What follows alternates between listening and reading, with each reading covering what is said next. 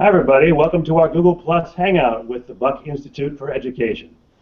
I'm John Larmer, Editor-in-Chief here at BIE, and we're talking today about our gold standard project-based learning and looking at a couple of projects from science, from elementary school and from a high school. More about that in a second, but first, just a reminder everybody that you can ask questions on our Google Plus events page, and we'll get to them during the Hangout if we can. We might answer some offline later on the event page, so please post your questions there. And this broadcast is being archived at BIE.org. You can check it out later and tell your friends about it. It lasts about 30 minutes, and we'll be having two great guests today. I'll have them introduce themselves now. So Charity and Jesse from our national faculty. Charity, tell us about yourself. Hi, my name is Charity Moran. I am currently serving in East Baton Rouge Parish in Baton Rouge, Louisiana, as an elementary instructional support person. I've also worked supporting middle school as well as taught high school geometry and biogeometry in a project-based learning environment. Okay, thanks for joining us from Louisiana, Charity. And Jesse down in San Diego.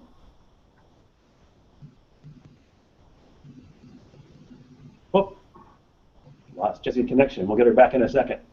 Let me go ahead and explain a bit about our gold standard for project-based learning, which will kind of loosely be our focus today. I won't be asking Jesse and Charity to run through each of these elements, but this is our brand new model for what we call gold standard project-based learning. We want to make sure that project-based learning is done in a high-quality way, so it doesn't become yesterday's fad in education. Now that it's so popular, we want to make sure it's done to a high quality.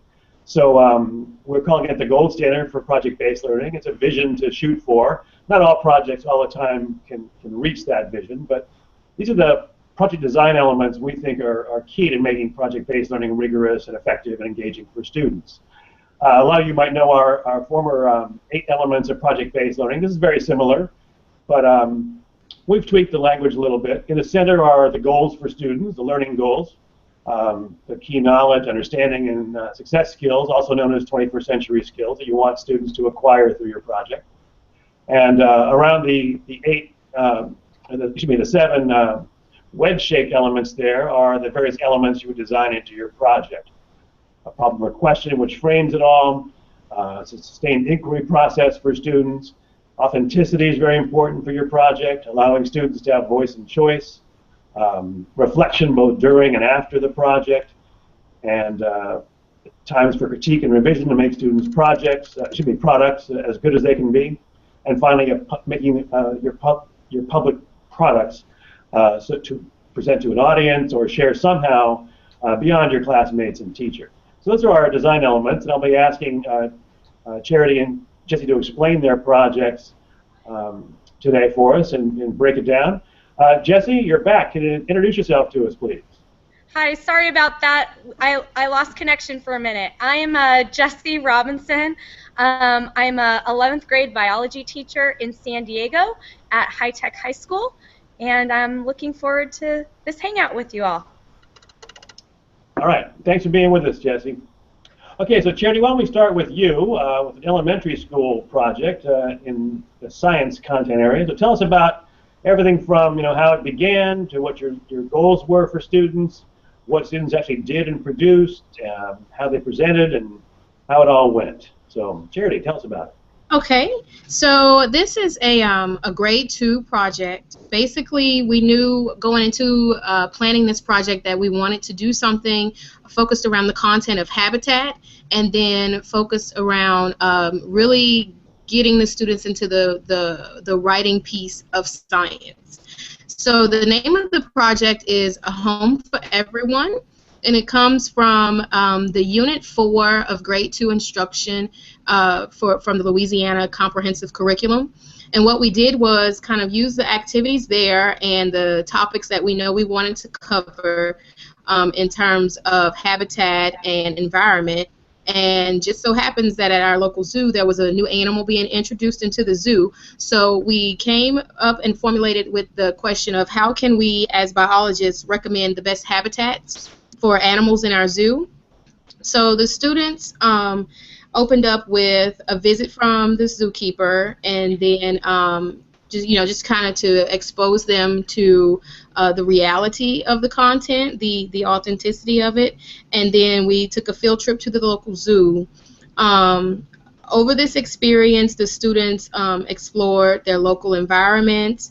The goal of the project was to describe conditions within a habitat that are beneficial for living things. So that was the main driving content. We used all of the opportunities to discuss recycling and affecting the environment to kind of serve as scaffolding pieces throughout the course of the project.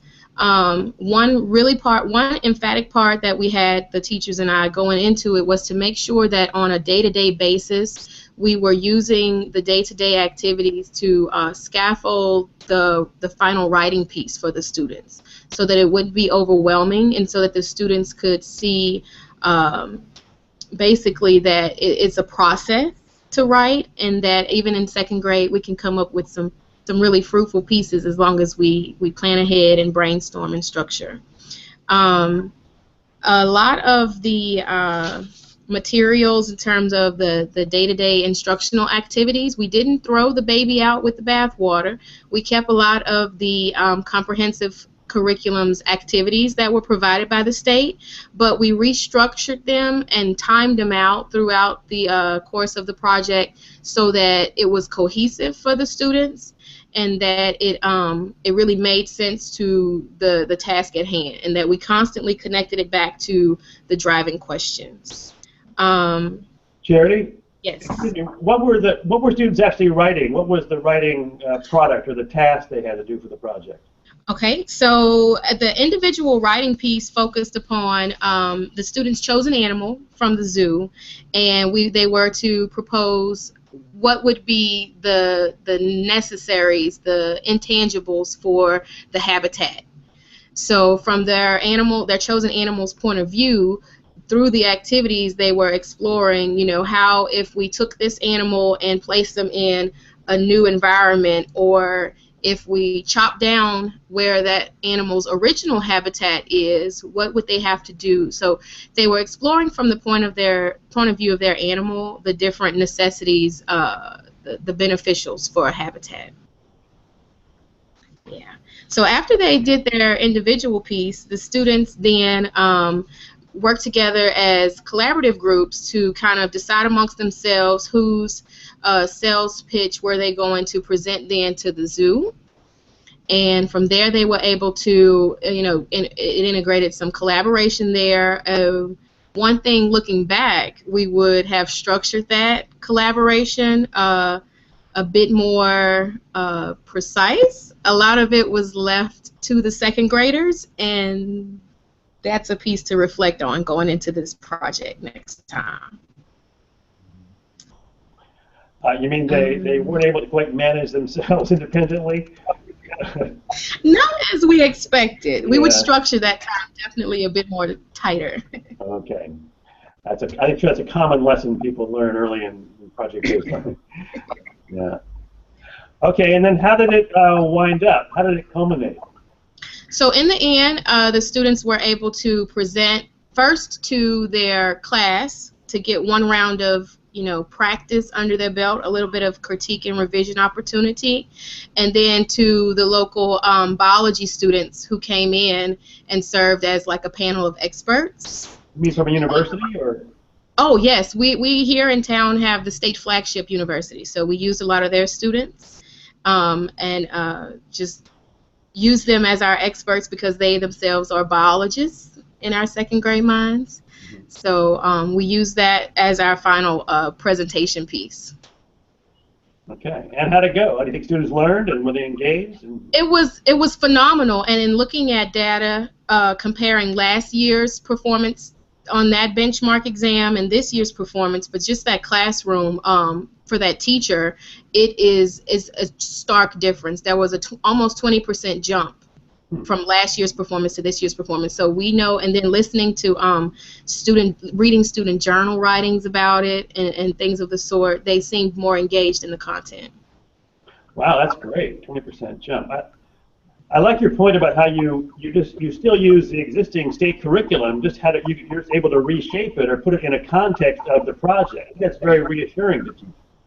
Yes, yes, that was definitely one of the pivotal pieces walking into this, that we wanted to make sure that we didn't throw away all of the good stuff that we already had, and that we melded, and that was where the teachers had a lot of the fun in crafting the project, was creating and strategically placing different pieces. And can I ask, was it just one class or the whole second grade did it? And how long did it last? It lasted about 4 weeks. It was about 20 days. Some of it was broken up by some holidays. But that was, I think, 45 to an hour of instruction on a day-to-day basis of science. And it was this one class of the second grade. Okay. All right, great. Thanks. So, Jesse, let's hear about a high school project in science. Alrighty. So my students currently are embarking upon a San Diego Bay biodiversity study. And what we're doing is we're using a technique that's used by coral reef researchers around the world. And we created these ARMS units. They're aquatic reef monitoring systems. And if you look in the picture, that's there. They have different shelves in them, and some of those shelves have caves, quote unquote. And so organisms use those to make. They use that system to make it their home. So what coral reef researchers do is they deploy these underwater for a year or so, and then they bring them up and they see what organisms live there, and then that way they can study ecological succession, and they can look at human impacts on biodiversity. I met with how this project started was I saw a really interesting talk by a coral reef researcher, Dr. Emma Ransom. She works for the Smithsonian, and she was talking about her research, and it seemed really amazing, and I said, wow, we should do this with kids. So that's how it started. And apparently this has never been done in San Diego, where my school is, before. So we thought we'd try it here and see what sort of things lived in our local ecosystem underwater. So our school is located quite close to the San Diego Bay, and so the students, one of the first components of the project was they, well, let me backtrack. How it was launched was a scientist from Dr. Ransom's lab came into our classroom and talked about how important biodiversity is to the environment and to our own lives, and also how important researching oceans is. So as you probably know, biodiversity is all the different living things, and if we don't preserve those, we don't have potential medicines for ourselves, potential food sources, things like that. So the scientist came in and talked about those main ideas, and then his research with coral reefs, and then he gave the students some advice for what they would do. He asked them, hey, you guys are going to do this great thing, and we need your help. This has never been done in San Diego before. And so, and then he gave them some advice for how to start. That was the launch. After the launch, what happened was the students did some background research on our local waterway in the bay and some local organisms that we might find. And they got to choose their topic that they were interested in.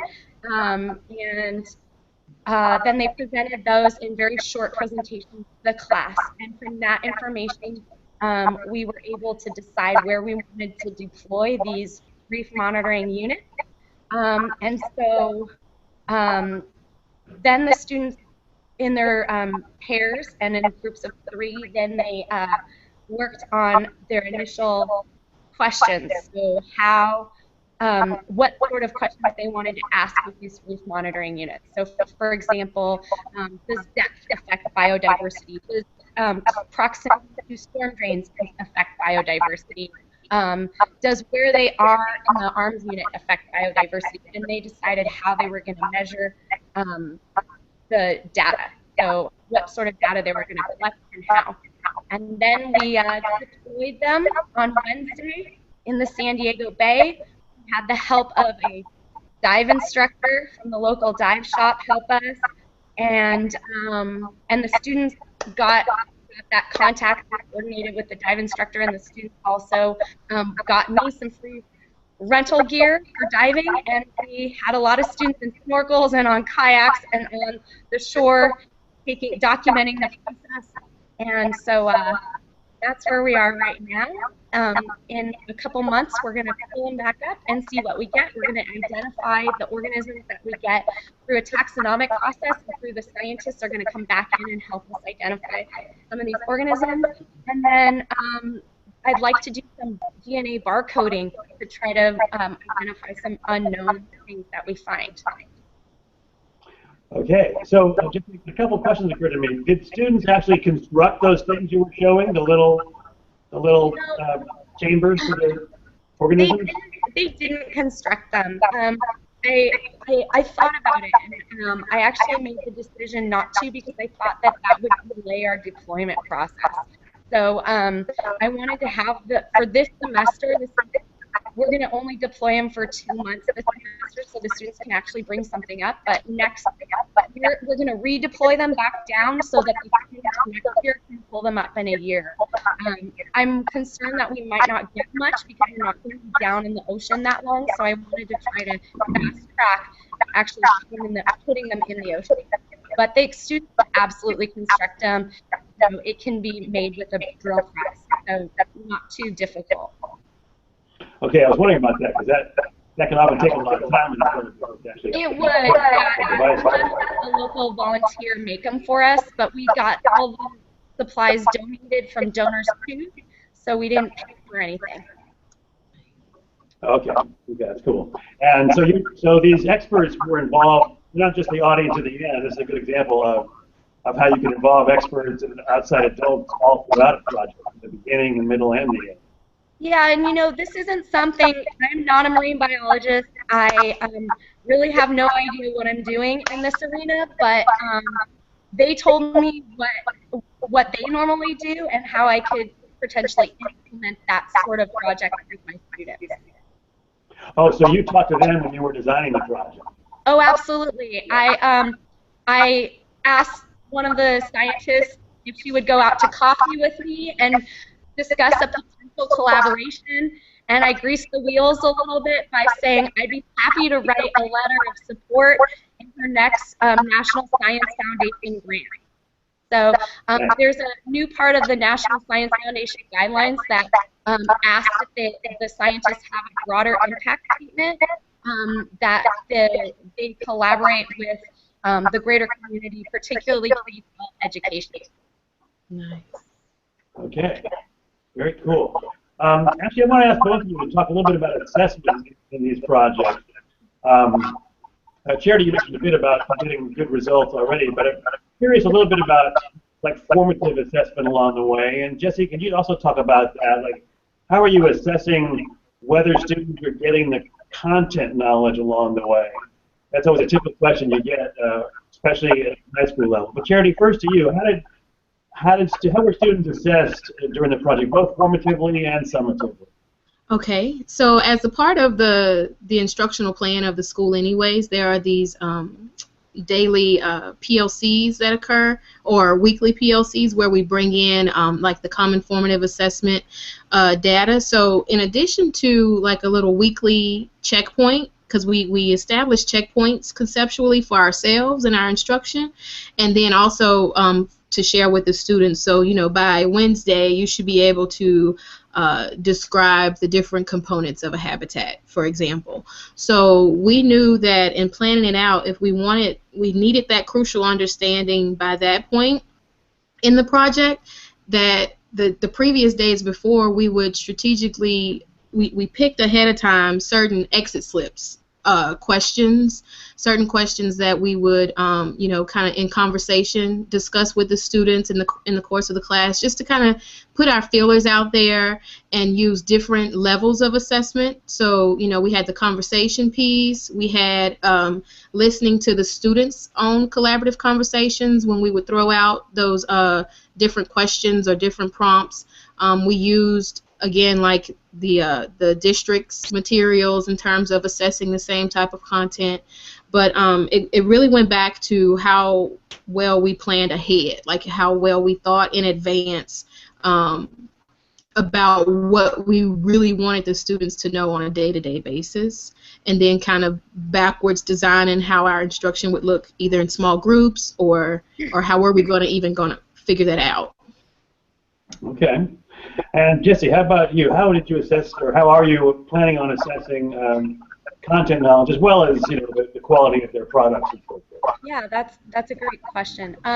So one of the things first I feel like I need to say is that the reason that I like this project is because it's very heavy on the science process skills that are a big part of the new next generation science standards. And those are mainly the experimental design and generating questions, and the analyzing and interpreting data and communicating scientific explanations. So I felt like it did a nice job of getting the students to show that they know how to do each of those very important science process skills.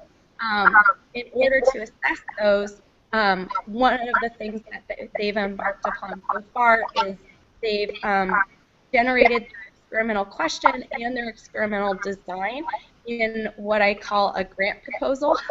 And so far they've done that initial grant proposal in which they said their experimental question, they identified their independent variables and their dependent variables, their control variables, and any confounding variables.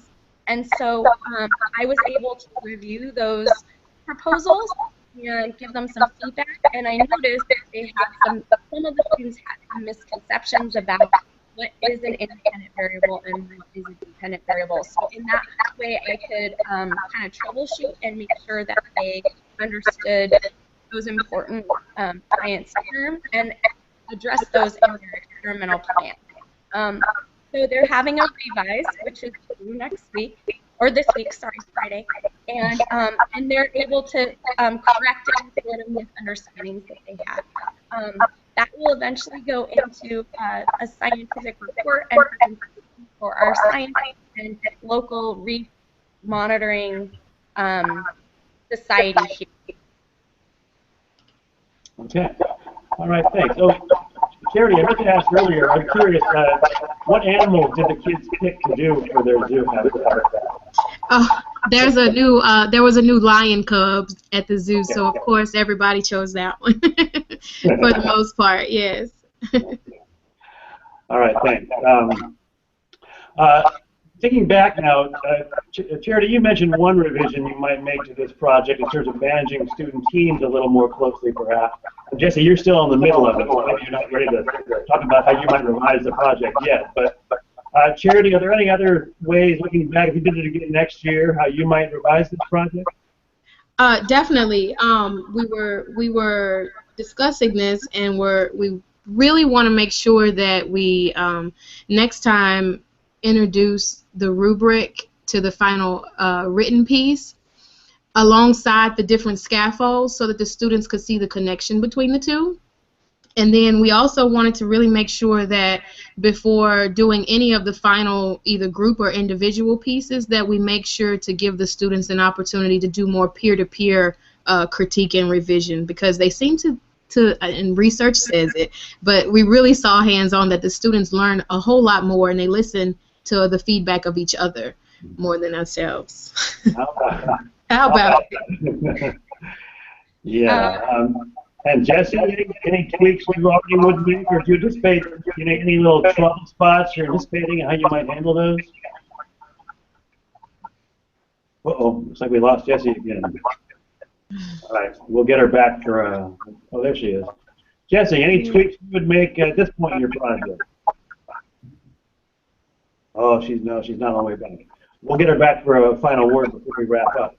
So I think we're about ready to wrap up. We're approaching 12:30 here in California time. So I'll ask Charity and Jesse if we get her back to say a few final words. But first, just a reminder to everyone that this Hangout is archived at BIU.org. You can check it out there later, and please do post questions. I saw one question from Maria earlier about materials in Spanish for PBLs. And Maria, we'll answer that question offline later. We do have some materials for teachers to use, not directly for students. And we'll be having a Hangout again in 2 weeks. We're going every other Tuesday now for our Hangouts.